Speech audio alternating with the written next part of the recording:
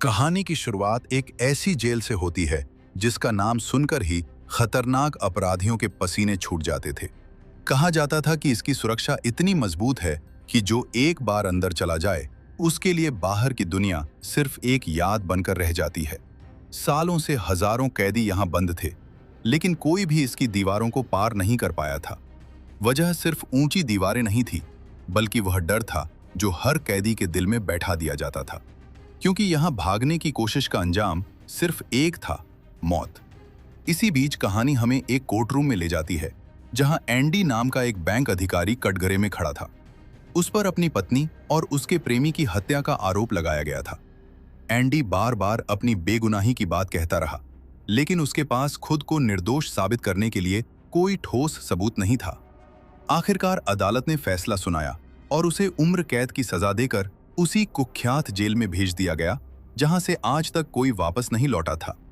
जब जेल की गाड़ी नए कैदियों को लेकर वहां पहुंची, तो अंदर पहले से मौजूद कैदियों के बीच एक अजीब खेल शुरू हो गया। वे आपस में शर्त लगाने लगे कि आज रात नए आए लोगों में सबसे पहले कौन टूट जाएगा, कौन ऐसा होगा जो अंधेरे, डर और अकेलेपन से हारकर रो पड़ेगा। इसी दौरान रेड नाम का एक अनुभवी कैदी एंडी पर दांव लगा बैठा। उसे लगा कि एक बैंक में काम करने वाला शांत स्वभाव का आदमी जेल की पहली रात बिल्कुल नहीं झेल पाएगा। कुछ देर बाद सभी नए कैदियों को उनकी उनकी कोठरियों में बंद कर दिया गया। जैसे जैसे रात गहराती गई, पुराने कैदी नए लोगों को डराने के लिए शोर मचाने लगे। उनका मकसद साफ था, किसी का हौसला टूटते देखना। आखिरकार एक नया कैदी दबाव नहीं झेल पाया और जोर जोर से रोने लगा। वो बार बार घर जाने की बात कर रहा था। गार्ड्स ने उसे चुप रहने की चेतावनी दी, लेकिन जब वह नहीं माना तो उसे कोठरी से बाहर खींच लिया गया। उसके बाद जो हुआ उसे देखकर बाकी नए कैदियों की रूह कांप गई। लेकिन हैरानी की बात यह थी कि एंडी पूरी रात खामोश रहा। उसने न शिकायत की, न डर दिखाया और न ही एक शब्द बोला। अगले दिन रेड को मानना पड़ा कि उसका अंदाजा गलत था। उसने शर्त हारने के बाद अपना वादा पूरा किया और समझ गया कि यह आदमी बाहर से जितना शांत दिखता है, अंदर से उतना ही मजबूत भी है। अगली सुबह एंडी अकेला बैठा नाश्ता कर रहा था। वो समझ चुका था कि अगर उसे इस नई दुनिया में जीना है तो पहले उसे इसके नियम सीखने होंगे। इसी कोशिश में उसकी मुलाकात ब्रूक्स नाम के एक बुजुर्ग कैदी से हुई, जिसने अपनी जिंदगी के कई साल इसी जेल की दीवारों के बीच गुजार दिए थे। एंडी ने उससे धीरे धीरे जेल की व्यवस्था, यहाँ के लोगों और अनकहे नियमों के बारे में जानकारी जुटानी शुरू कर दी। बातों ही बातों में ब्रूक्स ने उसे एक दिलचस्प नाम बताया, रेड। उसने कहा कि अगर जेल के अंदर ऐसी कोई चीज चाहिए जो आमतौर पर यहाँ नहीं मिलती, तो रेड ही वो आदमी है जो इंतजाम कर सकता है। ये सुनते ही एंडी ने ज्यादा इंतजार नहीं किया। वो सीधे रेड के पास पहुंच गया। रेड ने मुस्कुराते हुए पूछा कि आखिर उसे क्या चाहिए। जवाब सुनकर वो खुद कुछ पल के लिए चौंक गया। एंडी ने कहा कि उसे एक छोटा सा रॉक हैमर चाहिए। रेड को यह मांग काफी अजीब लगी। उसने मजाक में पूछा कि आखिर हथौड़ी का क्या करेगा, कहीं किसी को मारने का इरादा तो नहीं है। लेकिन एंडी ने शांत आवाज में जवाब दिया कि उसका किसी से कोई झगड़ा नहीं है, वो सिर्फ पत्थरों से जुड़ा अपना पुराना शौक पूरा करना चाहता है। एंडी की बात सुनकर रेड हल्का सा मुस्कुराया और धीमी आवाज में कहा कि अभी शायद तुम्हारा कोई दुश्मन नहीं है, लेकिन यहां ज्यादा दिन बीते नहीं कि कुछ लोग खुद तुम्हें अपना दुश्मन बना लेंगे। और एंडी को बिल्कुल अंदाजा नहीं था कि जेल में उसकी असली परीक्षा अभी शुरू होने वाली थी। अगले ही दिन रेड एंडी के लिए उसकी मांगी हुई चीज का इंतजाम कर देता है। लेकिन एंडी के चेहरे पर एक अजीब सा आत्मविश्वास था, मानो उसके दिमाग में कोई ऐसी योजना चल रही हो जिसके बारे में कोई और नहीं जानता था। समय धीरे धीरे आगे बढ़ता है, लेकिन जेल की जिंदगी एंडी के लिए आसान नहीं होती। कुछ कैदी उस पर लगातार नजर बनाए रखते हैं और मौका मिलते ही उसे परेशान करते हैं। कई बार एंडी उनसे बचने की कोशिश करता है, लेकिन अकेले होने की वजह से हमेशा सफल नहीं हो पाता। ये सिलसिला लंबे समय तक चलता रहता है और जेल की कठोर जिंदगी उसे मानसिक और शारीरिक दोनों तरह से तोड़ने की कोशिश करती है। फिर भी वह हार मानने वालों में से नहीं था। करीब 2 साल बाद जेल में एक नया काम शुरू होता है। जेल की एक पुरानी इमारत की छत की मरम्मत के लिए कुछ कैदियों को चुना जाता है और एंडी व रेड भी उसी टीम का हिस्सा बन जाते हैं। इस पूरे काम की निगरानी हैडली नाम का एक बेहद सख्त गार्ड कर रहा था, जिसकी गिनती जेल के सबसे खतरनाक अधिकारियों में होती थी। छोटी सी गलती पर भी उसका गुस्सा किसी तूफान से कम नहीं था। काम के दौरान एंडी की नज़र एक दिलचस्प बातचीत पर पड़ती है। हैडली अपने साथियों से अपने भाई की मौत और उससे मिलने वाली बड़ी रकम के बारे में चर्चा कर रहा था। समस्या ये थी कि उस रकम को लेने पर उसे भारी टैक्स चुकाना पड़ सकता था। बाकी लोगों के लिए यह सिर्फ एक आम बातचीत थी, लेकिन एंडी के लिए नहीं। बैंकिंग और फाइनेंस की दुनिया का अनुभवी होने के कारण उसके दिमाग में तुरंत एक समाधान आ गया। कुछ देर बाद वो सीधे हैडली के पास पहुंच गया। एक कैदी का इस तरह सामने आना ही जोखिम भरा था, लेकिन एंडी ने हिम्मत दिखाई।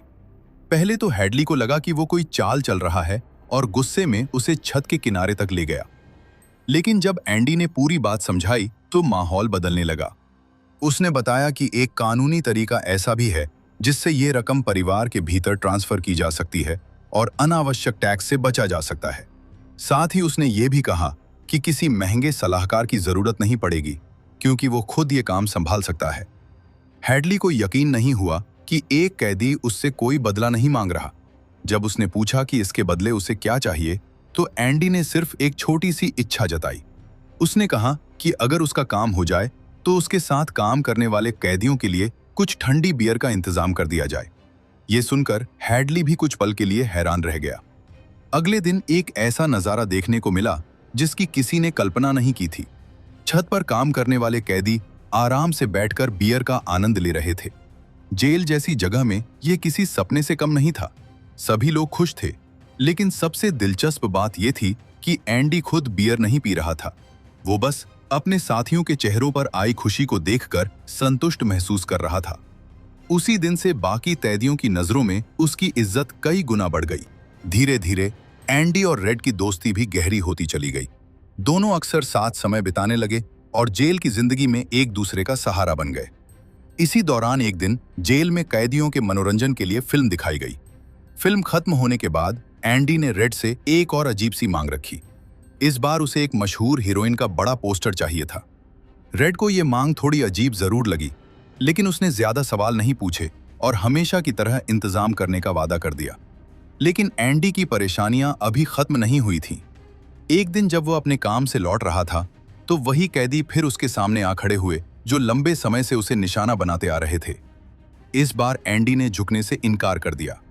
उसने उनका सामना करने की कोशिश की, लेकिन संख्या में कम होने की वजह से वह उन पर भारी नहीं पड़ सका। नतीजा यह हुआ कि उसे बुरी तरह पीटा गया और उसकी हालत इतनी खराब हो गई कि उसे लंबे समय तक जेल के अस्पताल में रहना पड़ा। ये खबर जल्द ही हैडली तक भी पहुंच गई। जब उसे पता चला कि एंडी की यह हालत किसने की है, तो उसका गुस्सा फूट पड़ा। उसने दोषी कैदी को ऐसी सजा दी कि उसकी पूरी जिंदगी बदल गई। इसके बाद जेल में शायद ही किसी ने दोबारा एंडी को उसी तरह परेशान करने की हिम्मत की। काफी समय बाद जब एंडी अस्पताल से वापस लौटा, तो उसके सेल में एक सरप्राइज उसका इंतजार कर रहा था। रेड ने अपना वादा निभाते हुए उसके लिए वह बड़ा पोस्टर मंगवा दिया था। देखने वालों के लिए यह सिर्फ एक पोस्टर था, लेकिन एंडी के लिए उसकी अहमियत शायद कुछ और ही थी। समय आगे बढ़ता रहा और एक दिन जेल का वार्डन खुद कुछ अधिकारियों के साथ एंडी के सेल में पहुंचा। ऊपर से देखने पर यह एक सामान्य तलाशी लग रही थी, लेकिन असल वजह कुछ और थी। पूरी कोठरी की जांच की गई, मगर कुछ भी संदिग्ध नहीं मिला। तभी वार्डन की नजर दीवार पर लगे पोस्टर पर गई। उसने उसे हटाने के लिए नहीं कहा, बल्कि वहीं रहने दिया। असल में वार्डन पहले ही एंडी की काबिलियत के बारे में सुन चुका था।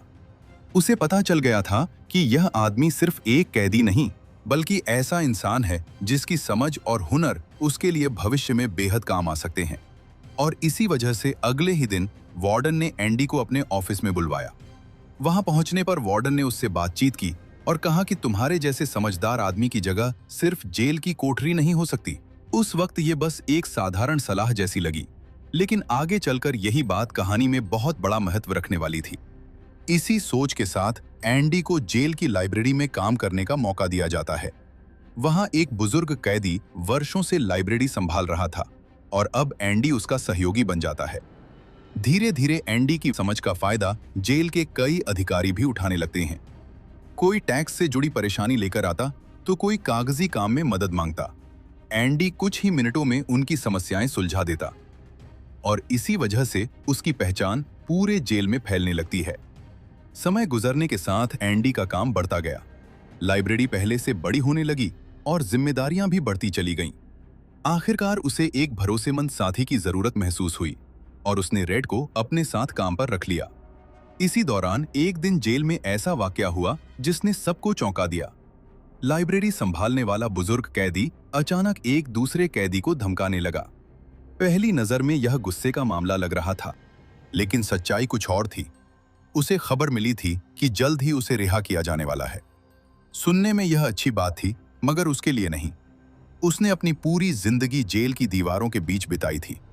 बाहर की दुनिया उसके लिए किसी अनजान ग्रह जैसी बन चुकी थी। उसे डर था कि जेल से बाहर जाने के बाद वो खुद को उस दुनिया में ढाल नहीं पाएगा। काफी समझाने बुझाने के बाद मामला शांत हुआ और आखिरकार वो जेल से बाहर चला गया। लेकिन बाहर निकलते ही उसे एहसास हुआ कि दुनिया अब वैसी नहीं रही जैसी उसे याद थी। हर चीज पहले से कहीं ज्यादा तेज, व्यस्त और बदल चुकी थी। नई सड़कें, नई तकनीक और भागती हुई जिंदगी उसके लिए किसी पहेली से कम नहीं थी। उसने एक छोटी नौकरी भी शुरू की, मगर उसका मन कहीं नहीं लगा। उसका दिल बार बार जेल की उन्हीं पुरानी दीवारों की तरफ लौट जाता था जिन्हें कभी वो अपनी कैद समझता था। धीरे धीरे अकेलापन उस पर इतना हावी हो गया कि वो जिंदगी से हार बैठा। जाने से पहले उसने अपने पुराने साथियों के लिए एक भावुक संदेश छोड़ा, जिसे पढ़कर जेल के कई कैदी लंबे समय तक उदास रहे। उधर जेल के अंदर भी काफी कुछ बदल रहा था। वार्डन ने एक नया प्रोग्राम शुरू किया जिसके तहत कैदियों को जेल से बाहर ले जाकर अलग अलग काम करवाए जाने लगे। ऊपर से देखने पर यह सुधार कार्यक्रम लगता था, लेकिन इसके पीछे एक और कहानी छिपी थी। कैदियों की मेहनत के बदले बहुत कम खर्च आता था, इसलिए वार्डन को बड़े बड़े ठेके मिलने लगे। धीरे धीरे यह पूरा सिस्टम उसके लिए कमाई का एक बड़ा जरिया बन गया। समस्या बस ये थी कि यह पैसा पूरी तरह साफ नहीं था। यहीं एंडी फिर काम आया। अपनी बैंकिंग स्किल्स का इस्तेमाल करके उसने ऐसी व्यवस्था बनाई कि यह पैसा कागजों में पूरी तरह लीगल दिखाई देने लगा। उसने एक फर्जी पहचान तैयार की और सारी रकम उसी नाम से घुमाई जाने लगी। अगर कभी जांच भी होती तो रिकॉर्ड्स एक ऐसे व्यक्ति तक पहुंचते जिसका वास्तविक दुनिया में कोई अस्तित्व ही नहीं था। इसी दौरान जेल में एक नया कैदी लाया गया जिसका नाम टॉमी था। उम्र में वो बाकी कैदियों से छोटा था, लेकिन उसकी जिंदगी पहले ही कई जेलों के चक्कर काट चुकी थी। उसका स्वभाव घुलनशील था, इसलिए उसने आते ही लोगों से घुलना मिलना शुरू कर दिया। कुछ ही दिनों में वो जेल के माहौल का हिस्सा बन गया। एक दिन बातचीत के दौरान उसने अपने पुराने अपराधों और जेलों के अनुभव सुनाने शुरू किए। तभी एंडी ने उसे सलाह दी कि अगर कोई रास्ता बार बार मुसीबत में डाल रहा है तो शायद वक्त आ गया है कि उसे हमेशा के लिए छोड़ दिया जाए। यह बात टॉमी के दिल को छू गई। उसके बाद टॉमी एंडी के बारे में और जानने लगा। उसने रेड से पूछा कि इतना पढ़ा लिखा और समझदार आदमी आखिर जेल में कैसे पहुंचा। तब रेड ने उसे एंडी के ऊपर लगे आरोपों और उसकी सजा के बारे में बताया। ये सुनते ही टॉमी अचानक चुप हो गया। उसके चेहरे के भाव बदल गए, जैसे उसके दिमाग में कोई पुरानी याद जाग उठी हो। कुछ देर बाद उसने एंडी और रेड दोनों को अलग बुलाया। अब उसके पास ऐसी जानकारी थी जो शायद कई साल पुराने एक रहस्य की दिशा बदल सकती थी। उसने कहा कि कुछ साल पहले एक दूसरी जेल में उसकी मुलाकात एक ऐसे कैदी से हुई थी जिसने नशे में एक ऐसी बात कबूल की थी जिसे सुनकर एंडी की पूरी दुनिया बदल सकती थी। और यहीं से कहानी एक बेहद महत्वपूर्ण मोड़ की तरफ बढ़ने लगती है। शराब के नशे में उस आदमी ने कबूल किया था कि एक रात चोरी के दौरान उसने एक घर में मौजूद एक महिला और उसके साथ रहने वाले आदमी की हत्या कर दी थी। बाद में उसे पता चला कि वो महिला एक मशहूर बैंकर की पत्नी थी और पुलिस ने उसी बैंकर को इस जुर्म में गिरफ्तार कर लिया। टॉमी की बात सुनते ही एंडी समझ गया कि जिस अपराध की सजा वो इतने सालों से भुगत रहा है, उसका असली गुनहगार कोई और था। उम्मीद की एक नई किरण लेकर एंडी तुरंत वार्डन के पास पहुंचा और पूरी कहानी विस्तार से बता दी। उसे लगा कि अब सच सामने आएगा और शायद उसकी आजादी का रास्ता खुल जाएगा। लेकिन वार्डन की सोच कुछ और ही थी। एंडी सिर्फ एक कैदी नहीं, बल्कि उसके काले कारोबार की सबसे मजबूत कड़ी बन चुका था। अगर वो जेल से बाहर निकल जाता तो वार्डन की पूरी कमाई और उसके सारे राज खतरे में पड़ सकते थे। इसलिए उसने टॉमी की पूरी कहानी को झूठ बताकर वहीं खत्म करने की कोशिश की। एंडी ने भरोसा दिलाया कि बाहर जाने के बाद भी वो किसी का राज उजागर नहीं करेगा, लेकिन वार्डन ने उसकी एक भी बात पर ध्यान नहीं दिया। गुस्से में आए एंडी ने वार्डन पर चिल्लाकर कहा, फिर वार्डन ने उसे अंधेरी कोठरी में बंद करा दिया। इसके बाद वार्डन चुपचाप टॉमी के पास पहुंचा। उसने बड़ी चालाकी से उससे वही सवाल पूछे और यह पिक्ट कर लिया कि टॉमी अदालत में भी यही बयान देगा। जैसे ही उसे यकीन हो गया, उसने बाहर खड़े गार्ड को इशारा कर दिया। अगले ही पल गोलियों की आवाज गूंज उठी और सच हमेशा के लिए खामोश कर दिया गया। कुछ देर बाद वार्डन एंडी के पास आया और झूठी कहानी सुनाई कि टॉमी भागने की कोशिश कर रहा था, इसलिए उसे मारना पड़ा। लेकिन एंडी सब समझ चुका था। उसे साफ दिखाई दे गया कि उसके बेगुनाह होने का सबसे बड़ा सबूत जानबूझकर खत्म कर दिया गया है। जब एंडी कालकोठरी से बाहर निकला तो सबसे पहले रेड उससे मिलने आया। बातचीत के दौरान एंडी ने अचानक उससे पूछा कि अगर कभी वह इस जेल से बाहर निकला तो क्या करेगा। रेड ने हंसते हुए कहा कि शायद तब जब वह इतना बूढ़ा हो जाएगा कि दुनिया उसे भूल चुकी होगी। एंडी मुस्कुराया और बोला कि अगर उसे आजादी मिली तो वह मेक्सिको के समुद्र किनारे एक नई जिंदगी शुरू करेगा। वहां एक छोटा सा होटल खोलेगा, नावों की मरम्मत करेगा और उसे एक भरोसेमंद साथी की जरूरत होगी। यह इशारा साफ तौर पर रेड की तरफ था, लेकिन रेड ने उम्मीद पर भरोसा करने से मना कर दिया। उसके लिए इतने सालों की कैद ने सपने देखने की आदत ही खत्म कर दी थी। फिर भी एंडी ने उससे एक वादा लिया। एंडी ने कहा कि अगर कभी वो रिहा हो तो उस जगह जरूर जाना। रेड उस समय तो पूरी बात नहीं समझ पाया, लेकिन ये राज आगे चलकर बहुत बड़ी भूमिका निभाने वाला था। इसके बाद एंडी ने हमेशा की तरह वार्डन का सारा हिसाब किताब पूरा किया और जरूरी फाइलें सुरक्षित तिजोरी में रख दी। वार्डन ने जाते जाते अपने कपड़े और जूते भी उसे साफ करने के लिए दे दिए। ऊपर से सब कुछ बिल्कुल सामान्य दिखाई दे रहा था, लेकिन एंडी के दिमाग में कुछ और ही चल रहा था। उधर रात भर रेड बेचैन रहा। उसे डर था कि लगातार टूटते हालात के बीच कहीं एंडी कोई गलत कदम न उठा ले। सुबह जब जेल के सभी कोठरी खोली गई तो हर कैदी बाहर निकल आया, लेकिन एंडी की कोठरी का दरवाजा खुलने के बावजूद अंदर से कोई बाहर नहीं आया। ये नजारा देखकर रेड का दिल जोर जोर से धड़कने लगा। तभी एक गार्ड गुस्से में उसकी कोठरी की तरफ बढ़ा, लेकिन जैसे ही उसने अंदर देखा, उसके पैरों तले जमीन खिसक गई। सेल पूरी तरह खाली था और एंडी उस जेल से बिना कोई निशान छोड़े गायब हो चुका था। फिर वार्डन हमेशा की तरह अपने कमरे में तैयार होने पहुंचता है, लेकिन जैसे ही वो जूतों का डिब्बा खोलता है, उसके चेहरे का रंग उड़ जाता है। अंदर उसके चमकदार जूते नहीं, बल्कि एंडी के पुराने जूते रखे थे। इससे पहले कि वो कुछ समझ पाता, पूरे जेल में इमरजेंसी सायरन गूंज उठता है। खबर मिलती है कि एक कैदी जेल से गायब हो चुका है। वार्डन बिना एक पल गवाए एंडी की कोठरी की तरफ दौड़ता है, लेकिन वहां पहुंचकर उसके पैरों तले जमीन खिसक जाती है। सेल पूरी तरह खाली था। उसे यकीन ही नहीं हो रहा था कि इतनी कड़ी सुरक्षा के बीच कोई इंसान हवा में कैसे गायब हो सकता है। शक की सुई सीधे रेड पर जाती है, क्योंकि वही एंडी का सबसे करीबी साथी था। उसे तुरंत बुलाया जाता है, लेकिन रेड साफ कह देता है कि उसे कुछ नहीं पता। ये जवाब सुनकर वार्डन अपना आपा खो बैठता है। गुस्से में वो सामने रखी चीजें उठाकर फेंकने लगता है। तभी उसके हाथ से उछला एक पत्थर दीवार पर लगे पोस्टर से टकराने की बजाय उसके आर पार निकल जाता है। ये नजारा देखकर सबकी सांसें थम जाती हैं। वार्डन पोस्टर हटाता है और उसके पीछे जो दिखाई देता है, उसे देखकर पूरा जेल सन्न रह जाता है। वहां दीवार के अंदर एक लंबी सुरंग बनी हुई थी। इतनी मजबूत दीवार में बिना किसी मशीन के सुरंग बनाना लगभग असंभव माना जाता था, लेकिन एंडी ने धैर्य और मेहनत से वही कर दिखाया। जांच करने पर सुरंग के आखिर में वही छोटा रॉक हैमर मिला जिसे रेड ने करीब 20 साल पहले उसके लिए मंगवाया था। इतने वर्षों तक एंडी उसी छोटे औजार से चुपचाप दीवार काटता रहा और निकली हुई मिट्टी को रोज थोड़ा थोड़ा करके जेल के मैदान में फैला देता था। इसलिए किसी को कभी शक तक नहीं हुआ। भागने से पहले एंडी ने अपनी आखिरी चाल भी बड़ी सफाई से चली थी। वार्डन के काले धंधों से जुड़े सारे जरूरी दस्तावेज उसने पहले ही अपने पास रख लिए थे।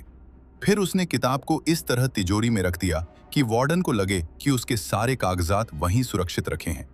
इतना ही नहीं, प्रेस करने के बहाने उसने वार्डन के कपड़े और जूते भी ले लिए ताकि बाहर निकलते समय किसी का ध्यान उसकी तरफ न जाए। रात गहराते ही वो सुरंग के रास्ते आगे बढ़ा। फिर सीवर की पाइपलाइन तक पहुंचा और बेहद पतले रास्ते में लंबी दूरी तय करके आखिरकार उस जेल से बाहर निकल आया जहां से भागना नामुमकिन माना जाता था।